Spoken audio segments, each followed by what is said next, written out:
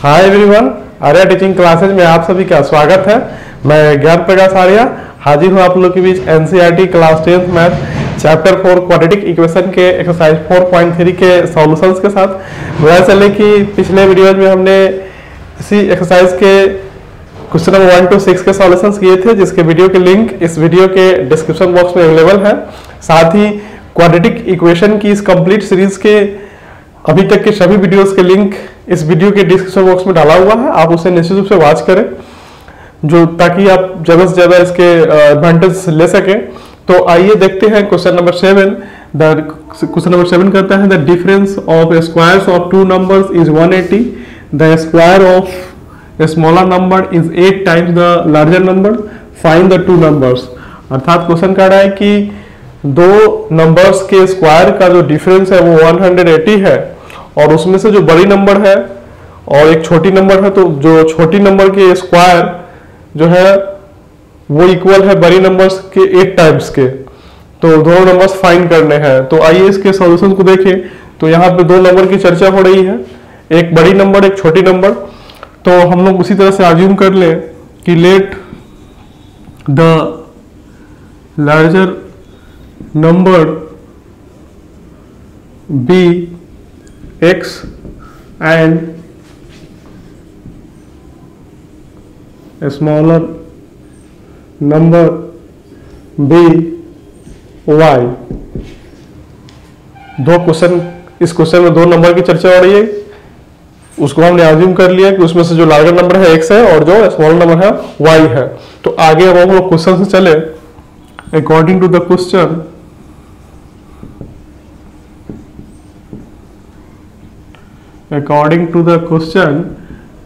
Question कह रहा है कि दोनों नंबर्स में जो दोनों नंबर्स के स्क्वायर का डिफरेंस है वो है 180। तो पहले जो ग्रेटर नंबर है वो एक्स स्क्वायर और जो स्मॉलर नंबर है वाई स्क्वायर। दोनों नंबर के स्क्वायर का जो डिफरेंस है वो है 180। अच्छा, आगे क्वेश्चन कह रहा है, इसको हमने ये क्वेश्चन का पहला कंडीशन हो गया। दूसरा कंडीशन कह रहा है the square of the smaller number is 8 times the larger number. तो जो स्मॉलर नंबर क्या हमने माना है y। तो कह रहा है कि स्मॉलर नंबर का जो स्क्वायर है वो क्या किसके इक्वल है, वो 8 टाइम्स है लार्जर नंबर के। तो वो स्मॉलर नंबर का स्क्वायर लार्जर नंबर से कितना टाइम्स है, 8 टाइम्स, 8 इंटू एक्स। तो ये हो गया। इसको हमने इक्वेशन नंबर 2 ले लिया। अब हम लोग क्या करें कि वाई स्क्वायर की वैल्यू इस इक्वेशन नंबर 1 में पुटअप कर दे। तो putting the value of Y square from equation 2 in equation 1 we get.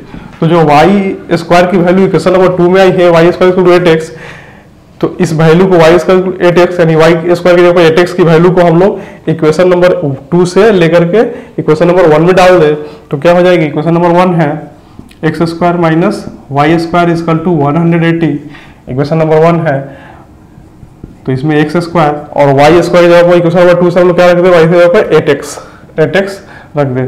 तो X square minus Y square जब क्या रखते हैं 8x is equal to 180। This implies, अब क्या होगा ये एक्स स्क्वायर माइनस 8x। अब 180 को हम लोग इधर ले लें तो माइनस 180 इज इक्वल टू 0। अब इस तरह से ये जो लॉन्ग बेस्ड सिचुएशन था, इससे हमको एक क्वाड्रेटिक इक्वेशन प्राप्त हो गया है। अब इस क्वाड्रेटिक इक्वेशन को हम लोग फर्दर सॉल्व करके हम लोग जो रिक्वायर्ड नंबर्स है वो फाइंड कर लेंगे। तो अब इस क्वाड्रेटिक इक्वेशन को सॉल्व करने के लिए हम लोग अभी तक जो भी मेथड पढ़े हम सब मेथड यूटिलाइज कर सकते हैं।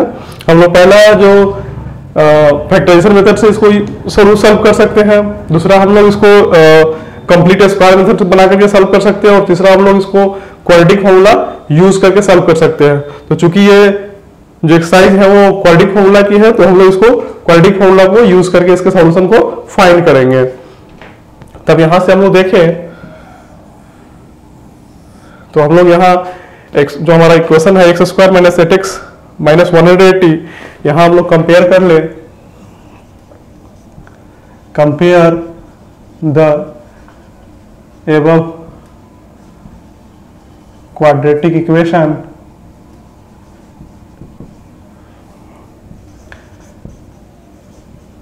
with x square plus bx plus c is equal to 0, तो क्या हो जाएगा यहाँ पे अब इस general form of quadratic equation की इससे हम लोग जो हमारा इक्वेशन प्राप्त हुआ उसके साथ इसका कंपेयर कर ले, तो एक्स स्क्वायर कोफिशिएंट यहाँ पे क्या है, एक्स स्क्वायर का कोफिशिएंट, यहाँ एक्स का कोफिशिएंट a है और यहाँ पे एक्स का कोफिशिएंट 1 है, तो a की वैल्यू कितनी हो गई 1। ठीक उसी तरीके से यहाँ x कोफिशिएंट b है और यहाँ x कोफिशिएंट -8 है, तो b की वैल्यू क्या हो गई -8, b की वैल्यू हो गई -8। उसी तरीके से यहाँ कांस्टेंट c, यहाँ कांस्टेंट 180, तो c की वैल्यू हो गई -180। अब हम लोग क्वाड्रेटिक फॉर्मूला को यूज करने के लिए जो हम लोग बी स्क्वायर माइनस 4ac की वैल्यू निकाल लें, तो बी स्क्वायर माइनस 4ac की वैल्यू अगर निकाले हम लोग, तो b की वैल्यू कितनी है -8, तो -8 का स्क्वायर -4ac, तो 4 इंटू a कितनी है 1 और c है 1 -180, तो a1 इंटू सी -180। सॉल्व कर ले तो -8 का स्क्वायर 64 और ये माइनस इंटू माइनस प्लस और ये 18 4 जा 72 0, ये दोनों को हम ऐड कर ले तो बी स्क्वायर -4ac की वैल्यू यहाँ पे आ जाएगा, कितनी होगा ये 784। ये क्या आई ग्रेटर देन 0 है, तो यहाँ पे इसका क्या होगा रियल एंड डिस्टिंक्ट सॉल्यूशन होगा, रियल एंड अनइक्वल सॉल्यूशंस होंगे इसके, क्योंकि डी की जो बी स्क्वायर 4ac की जो वैल्यू है वो क्या है ग्रेटर देन 0 है। तो अब हम लोग क्वाड्रेटिक फॉर्मूला को यूज करके इसके सॉल्यूशंस को प्राप्त कर ले from quadratic formula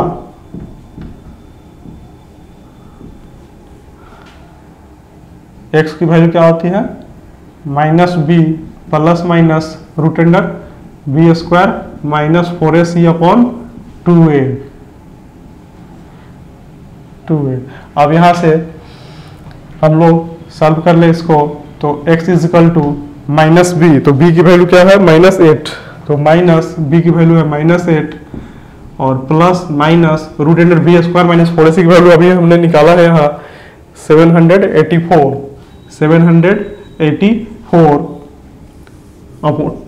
upon 2a, तो 2 इंटू a की वैल्यू कितनी है 1, तो 1। This implies X equal to क्या हो गया माइनस इंटू माइनस प्लस क्या हो गया 8 प्लस माइनस और 784, ये किसका स्क्वायर रूट है 28 का, तो प्लस माइनस 28। अब ये अपॉन 2, अब यहाँ x की दो वैल्यू होगी, एक 8 प्लस 28 अपॉन 2 और दूसरा 8 माइनस 28 अपॉन 2। तो हम इसको सॉल्व कर ले, if x equal to 8 plus 28 upon 2, तो क्या हो गया ये 36 अपॉन 2 यानी कि 18। इफ x इक्वल टू 8, अब यहाँ 8 प्लस माइनस 28 था, तो 8 प्लस 28 हमने लिया, अब 8 माइनस 28 अगर लिया जाए तो 8 माइनस 28 अपॉन 2 यानी कि -20 अपॉन 2 यानी कि -10। अब ये जो x की वैल्यू है ये एक है 18 और दूसरा -10, तो चूंकि हमने क्या माना हुआ है जो ग्रेटर नंबर जो लार्जर नंबर को हमने x माना हुआ है, तो लार्जर नंबर अभी दोनों में से लार्जर नंबर क्या होगी 18 होगी, चूंकि बड़ी -10 तो छोटी नंबर हो गई इस दोनों में, तो ये इसलिए लार्जर नंबर क्या हो जाएगी, ये इट कैन नॉट बी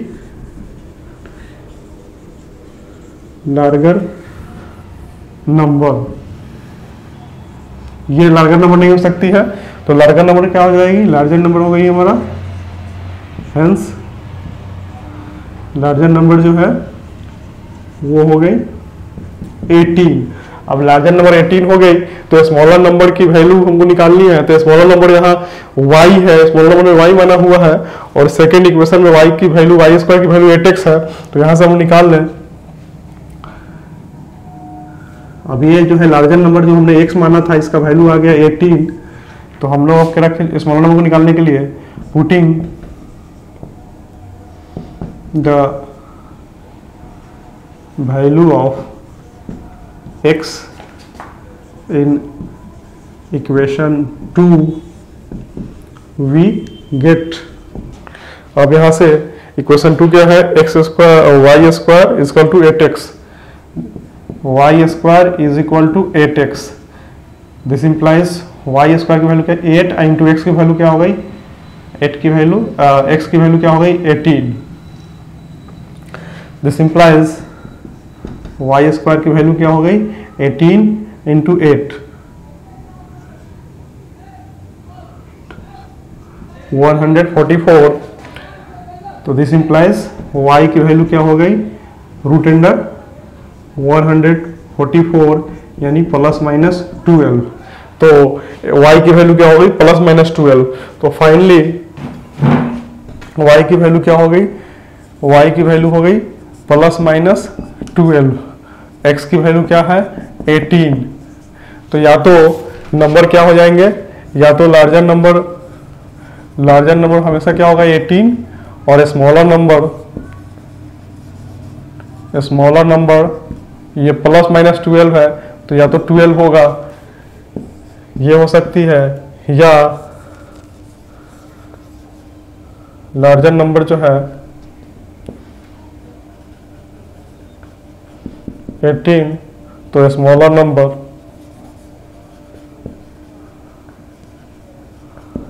यहाँ प्लस माइनस 12 है, तो प्लस हमने यहाँ कंसिडर कर लिया तो माइनस 12 हो सकती है। तो इस तरीके से जो दो नंबर्स होंगे या तो 18 और 12 होंगे, 18 और 12 होंगे, या 18 और माइनस 12 होंगे। तो इस तरीके से इसका सॉल्यूशन कंप्लीट हुआ। नंबर 8, क्वेश्चन 8 है, अ train travels 360 kilometre at a uniform speed, if the speed had been 5 km per hour more, it would have taken 1 hour less for the same journey. Find the speed of the train. अर्थात कोई train है जो कि 360 kilometre की जो journey है वो एक यूनिफॉर्म स्पीड से ट्रेवल करती है। आगे क्वेश्चन कहता है कि यदि वो ट्रेन जो उसकी यूनिफॉर्म स्पीड है वो स्पीड अगर 5 किलोमीटर पर आवर अगर अधिक होती तो वो उसी जर्नी को यानी 360 किलोमीटर की जर्नी को वो 1 घंटे कम में तय कर लेता। तो उस ट्रेन की स्पीड क्या थी ये हमें फाइंड करनी है। तो इसके लिए हम लोग जो अजम्पशन करेंगे वो उस ट्रेन की जो यूनिफॉर्म स्पीड है उसको हम लोग यहाँ अलजेब्रिकली अज्यूम कर लें। तो let the uniform speed of the train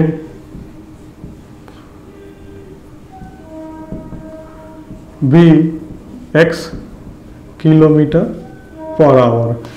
train की जो यूनिफॉर्म स्पीड है वो हमने मान लिया x किलोमीटर पर आवर। अब distance travelled by the train, distance travelled by the train ये दिया हुआ है 360 किलोमीटर, ये ऑलरेडी गिवन है। अब अगर train x kilometre per our की यूनिफॉर्म स्पीड से चलती है तो ये जो डिस्टेंस ट्रेवल करने में जो समय लगेगी, the time taken by the train with uniform speed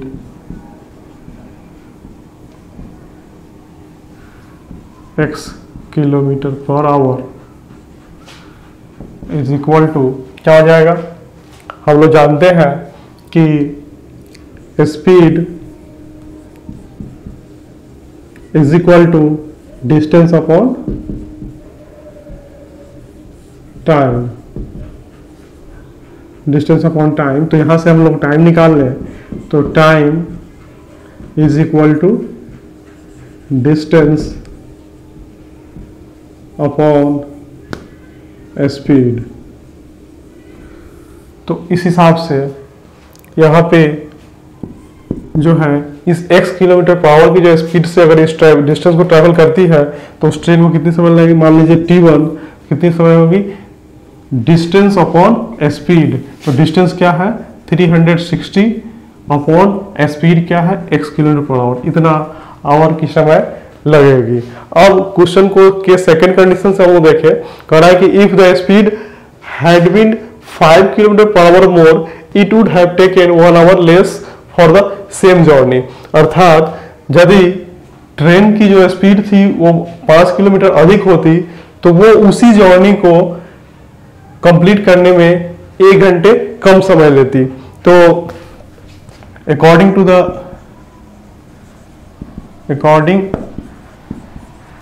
the second situation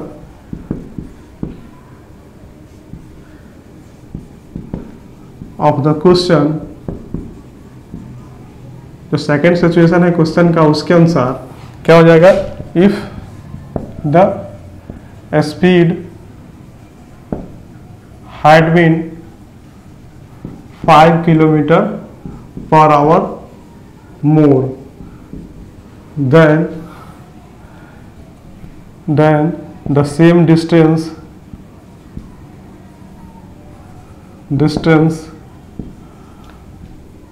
covered by the train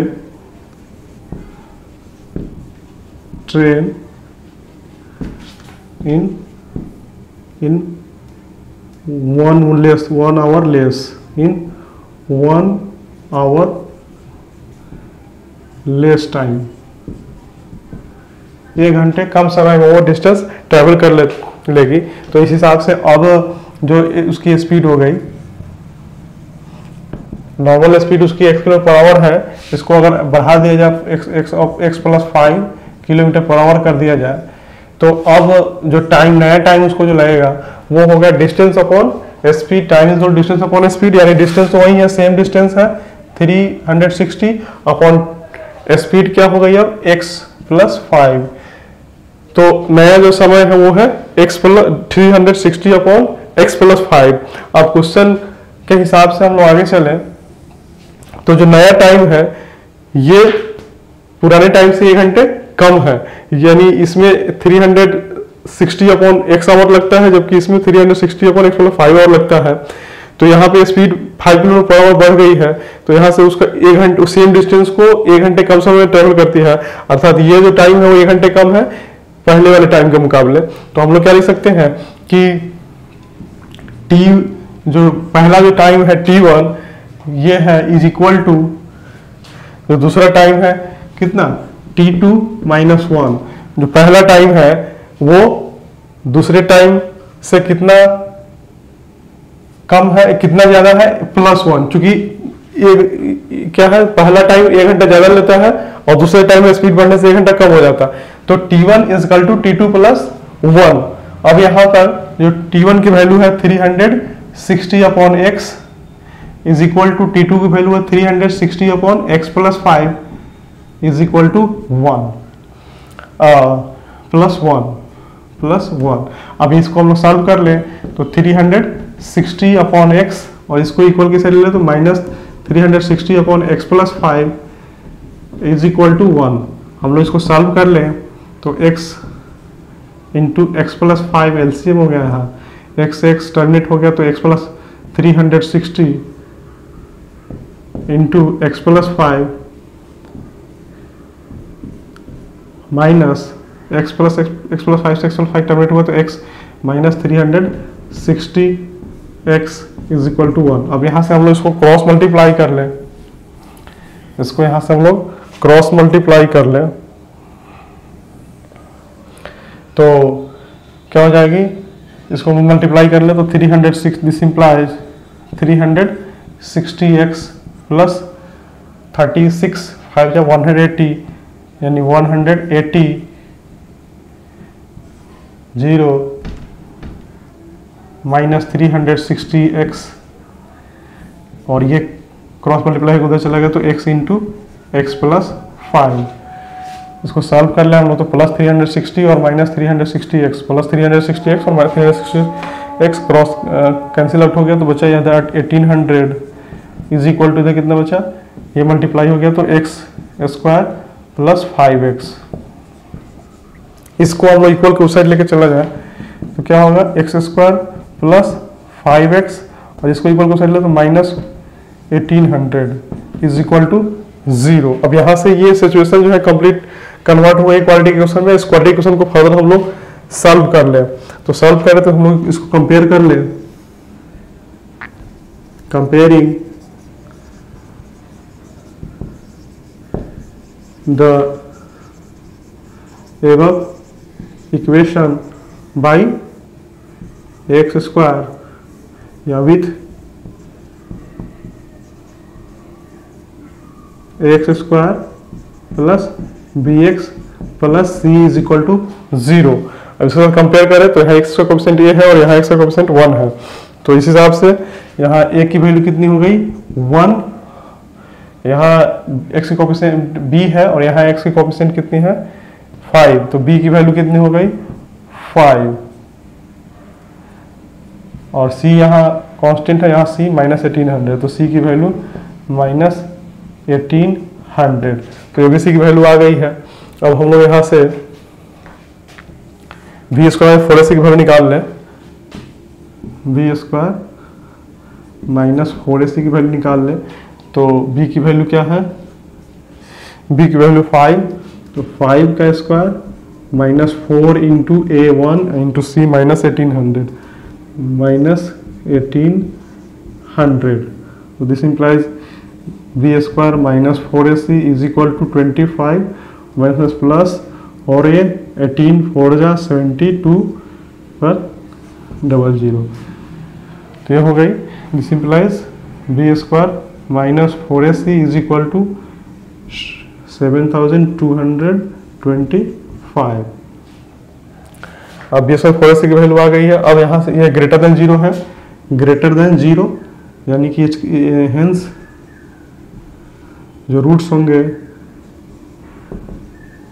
given equation has real and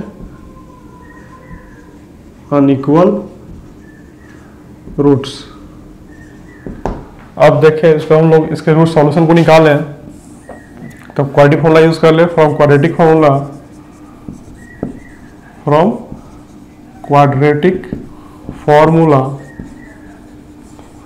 क्या हो जाएगी, x की वैल्यू minus B plus minus root under B square minus 4ac upon 2a, तो minus B की value कितनी है 5, तो minus 5 plus minus root under B square 4ac की वैल्यू अभी हम निकाली कितना, बी स्क्वायर 4ac की वैल्यू 7225 अपॉन 2 और a की वैल्यू 1, सिम्पलाइज माइनस 5 प्लस माइनस, अब ये कितनी हो गई 7225 का इसका स्क्वायर रूट हम लोग निकालें तो 30 कितनी हो जाएगी 7225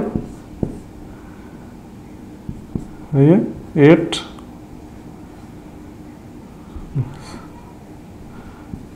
64 8 slot 16 to 5 think 85 to 5, तो ये 85, तो ये 7225 का स्क्वायर क्या होगा 85 plus minus 5 plus minus 85 upon 2, तो यहाँ से x की वैल्यू क्या हो सकती है, एक बार हम लोग माइनस 5 प्लस 85 बाई 2 लेंगे, एक बार माइनस 5 माइनस 85, तो माइनस 5 प्लस 85 अपॉन 2 यानी माइनस 5 प्लस 85 का 80 अपॉन 2 यानी 40। दूसरी बार if x is equal to minus 5 और माइनस लेते हैं तो माइनस 85 अपॉन 2 यानी माइनस 90 अपॉन 2 यानी माइनस 45।